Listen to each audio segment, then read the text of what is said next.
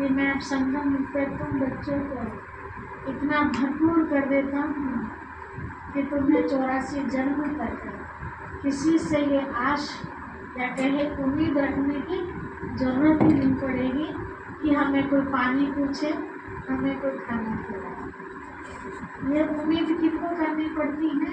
जो किसी को खिलाता नहीं है, उसको सोचना पड़ता है मुझे कौन खिलाएगा। लेकिन जो सबको खिलाता है उसे सोचने की जरूरत पड़ेगी। जो सबको पूछता है उसे सोचने की जरूरत ही नहीं कि हमें कौन पूछेगा।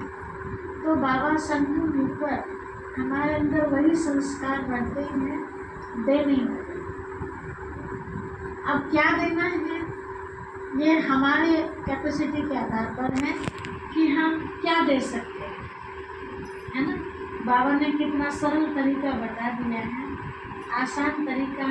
बच्चे कुछ भी तुम्हारे पास स्कूल में देने के लिए नहीं है, लेकिन मैंने तुम्हें इतना जो ज्ञान रत्नों का भंडार दिया है ये तो अनमोल है, ये तो आप दे ही सकते हैं। और ये बाबा ने कहा तुम्हारी चीज़ तो है नहीं तो तुम अपनी दे रहे हो। तुम्हारे पास भी कहाँ से आती है? बाप के पास से आती है। तो बाप से लिया और बच्चों को दिया, इसका बीज का जो सुख है वो आप बच्चों को मिल जाता है। जैसे ज़्यादातर बिजनेसमैन क्या करता है, कारखाने से खरीदता है और ग्राहक को देता है, तो उसका बीज का कमीशन ही तो उसको मिलता है। अपना तो उसका सामान नहीं है ना, किसी और का दे रहा है, तो किसी और का देने में उसकी रोजी रोटी मिल जाती है।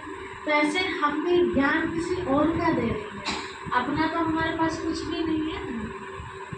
तो बाबा के आज के महावाक्य क्या कह रहे हैं बच्चों के लिए, देखिए बहुत गहरी मुरली है। ऐसे ऐसे बाबा शब्द यूज करता है जो कभी हमने सोचा भी नहीं था, है ना। और ऐसे टाइटल ऊंचे बाबा देता है। देखो शुरू में क्या कहा, परमात्मा प्राप्तियों से संपन्न आत्मा के निशानी। दुनिया में भी जो संपन्न होते हैं तो उनकी निशानी क्या होती है? उनकी पहरवाई से पता चलता है, उनकी बोलचाल से पता चलता है, उनके रंग ढंग से पता चलता है कि बहुत बड़ी सारी है ना।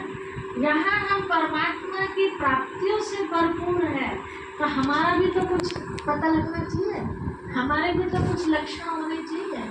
तो क्या निशानियाँ हैं, क्या लक्षण हैं? तो बाबा बता रहे हैं कि परमात्मा प्राप्तियों से संपन्न आत्मा की निशानी हॉलीएस्ट, हाईएस्ट और रिचेस्ट है। हॉलीएस्ट मतलब पवित्रता उनके अंदर होगी, मतलब स्वच्छ होंगी वो आत्माएं जो परमात्मा प्राप्तियों से भरपूर है, स्वच्छ होंगी। दूसरा हाईएस्ट होंगी, उनकी भाषा, उनके विचार, उनके कर्म कैसे होंगे? बहुत ऊंचे, हाईएस्ट है। जो कोई ना करता हो वो काम वो करते होंगे। इसीलिए आप दुनिया वालों से भी कई बार सुनते होंगे, लोग बात बोलते हैं तो ओम शांति वालों की तो बात ही निराली है, ओम शांति वालों के तो काम ही निराली है ना।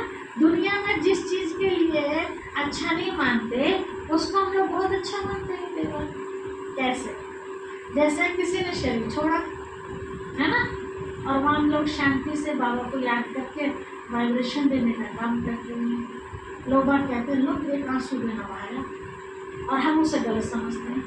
वो उसे अच्छा समझते हैं कि आकर रोई तो सही, जो नहीं रोता कहते लोग 2 आंसू भी नवाए, है ना। तो उन्हें वो अच्छा नहीं लगता, तो हो गया ना उल्टा। सही क्या है? अब बाबा ने हम पर बताया, हमारे 2 आंसू बहाने से जाने वाली आत्मा को सुकून नहीं मिलेगा। और हमारा काम क्या है? हम किसके बच्चे हैं? हम सुखदाता के बच्चे हैं। तो हमारा काम क्या है? सुख देने का। अब हम भी आंसू बहाएंगे तो उसे सुख मिलेगा या दुख मिलेगा? बेचारे को दुख ही मिलेगा ना। तो फिर हमारे और दुनिया वालों में फर्क क्या रहा? तो इसीलिए बाबा ने कहा तुम हाईएस्ट भी हो, सारे काम तुम्हारे हाई लेवल के। उदाहरण के तौर पर मैं आपको बताती हूँ, बाबा की मुरली से याद आया। अभी 8-10 दिन नहीं हुए, कम ही हुए, हॉस्पिटल जाना हुआ हमारा। शायद उस दिन आप फ़ोन कर रहे थे, मेडिकल में थे उस दिन। तो वहाँ लिखा हुआ था, मैंने पहले भी सुना था, लेकिन उस दिन वहाँ लिखा हुआ भी पढ़ा तो प्रैक्टिकल भी करके आए। आँखों का दान, नेत्रदान। तो मुझे अपनी आँखें भी चेक करानी थी। चेक कराई, बोला मुझे चश्मा लगाना है। मेरा चश्मा तो लगा हुआ है पहले से ही। तो मैंने पूछा डॉक्टर से है कि वो कहाँ मिलेंगे, कैसे नेत्रदान होता है? कहा बहन जी आप करोगी? मैंने कहा क्यों नहीं, अरे फूकने से तो बढ़िया किसी के काम आ जाए, वो ये तो जला के खत्म कर देंगे परिवार वाले। तो कहा तो वहाँ ऑफिस है, आप उनसे मिलिए। वहाँ जाके पता चला पूरी बॉडी का भी दान कर सकते हैं। आंखों का तो आंखों, पूरे शरीर का भी दान कर सकते हैं आप। मैंने कहा वो कैसे होगा? कहा वो आपको प्रिंसिपल साहब से मिलना होगा, मेडिकल कॉलेज के जो प्रिंसिपल थे। पूछते पूछते पूछते वहाँ तक पहुँचे, खैर पहुँच गए, टाइम तो लगा। उससे मिले, उन्होंने प्रक्रिया बताई इस तरह से होगा। लेकिन कहा बहन जी आप करोगी? मैं कहा क्यों नहीं करेंगे। मैंने कहा लाभ बताओ पहले, लाभ क्या होगा? अगर हमने बॉडी का दान करा दी तो इससे लाभ क्या होगा? बोला बहन जी अगर आपने बॉडी का दान करा तो आपकी बॉडी से, मुझे तो 4 समझ में आया, ये 10 बता लेते। नहीं मुझे तो 30 समझ में आया जी। 30 आदमी बार से 30 आदमी करते हैं उसे 30 आदमी दोबारा क्लियर करना होगा। क्लियर करना। लोग डॉक्टर प्रैक्टिकल करते हैं शरीर से, डॉक्टर बनते हैं। मेडिकल कॉलेज में जो प्रैक्टिस वाले डॉक्टर होते हैं ना, वो से प्रैक्टिकल में काम आता है। तो बड़ा अच्छा लगा। एक अंकुर चीरते हैं ना स्टूडेंट होते हैं ना, वो मेडक पे करते हैं। हाँ अब मेडक, हाँ वो, लेकिन बड़े उसमें जाके फिर वो प्रैक्टिकल बॉडी से करते हैं, इंसान के शरीर से करते हैं, एक एक चीज खोल खोल के सारा। तो वो 1 साल तक ही रहती है बॉडी, उससे ज़्यादा नहीं कर पाते, फिर उसको वो खत्म कर देते हैं दवाई वोड़ी से। हाँ आँखें नहीं, वो उसकी वो पूरी बॉडी की हर चीज़ें तो निकाल लेते हैं, बाकी रहेगा ढांचा, तो ढांचे के साथ वो प्रैक्टिकल करते हैं। तो समझ में आई ये बात? अभी तक तो सुनते ही थे। कई ऐसे भजन हैं कि जानवरों के तो हड्डी भी काम आती है ना, खाल भी काम आती है, आदमी का तो कुछ भी काम नहीं आता इंसान का। लेकिन अब पता चला इंसान का भी काम आता है, तो क्यों ना ऐसे काम किया जाए, है ना? तो प्लान बनाया है। आज हमने क्लास में भी वहाँ सुनाया, तो हमारे साथ 2 ऐड हो गया, अनु बहन और भाई जी। कि हम भी करें दीदी मैंने तो अपने लिए ईंधन भी पहले रख लिया था लाके। मैं कहा किस लिए भाई जी?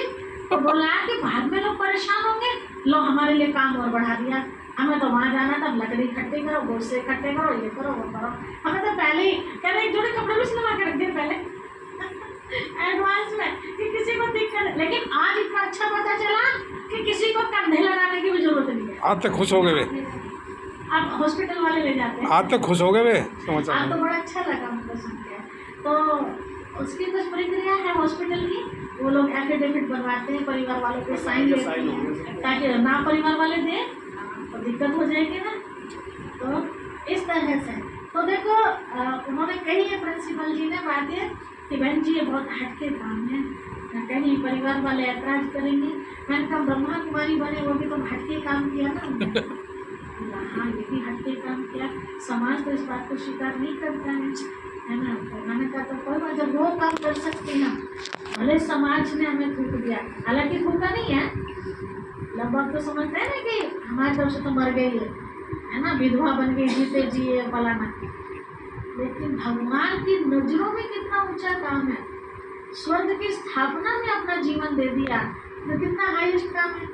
तो ऐसे अगर हमारी बॉडी से कोई हजारों लोगों का इलाज करने वाला डॉक्टर तैयार हो जाए, तो इससे अच्छी किस्मत मेरी भला और क्या हो सकती है।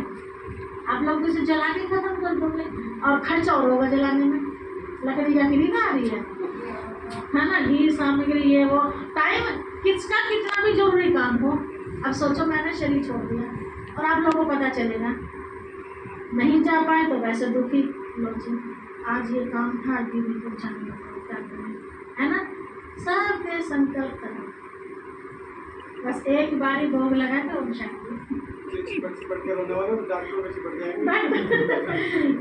पता ही नहीं चलेगा। तो बाबा कहते हैं अपने विचार कैसे रखो। देखो खेती है, जो भी हम खेत में डालेंगे वो मिलेगा, नेचुरल है। थोड़ा देर से मिलता है, कई बार आप देखते हैं कि गेहूँ या कोई भी बीज, अरे लोगों को तो उमज गया, हमारा तो उमजा ही नहीं है, लेकिन थोड़े समय के बाद उमज जाता है। तो ऐसे ही हम जो बाबा की दी हुई चीज़ है, हमारी अपनी तो नहीं है, ये आँखें हैं भगवान की दी, एक एक जो भी हमारे पास सब कुछ बाबा का दिया हुआ है। और दोबारा मुझे लेना है, मुझे अच्छा लेना है, तो क्या करना पड़ेगा? तो अगले जन्म में कितनी अच्छी आंखें मिलेंगी बाबूजी मुझे, अगर मेरी आंखें किसी काम आ जाए किसी के। भाई मैं तो चली गई ना छोड़ के आत्मा, अब तो आप लोग जला ही दोगे इसको, लेकिन ये ना आंखों से अगर कोई और देख के अगर बाबा की मुरली वो पढ़ने लगे तो जब तक वो आत्मा तो शरीर छोड़ने से पहले निकलती ना ना ना ना शरीर छोड़ने पर तुरंत हाँ 6 घंटे के अंदर, एकदम 6 घंटे में हाँ जी सूचना देनी पड़ेगी। सूचना देनी। तुरंत फोन करना जैसे शरीर पड़ेगा। छोड़ा तो आपके आसपास जो भी है वो उनको फोन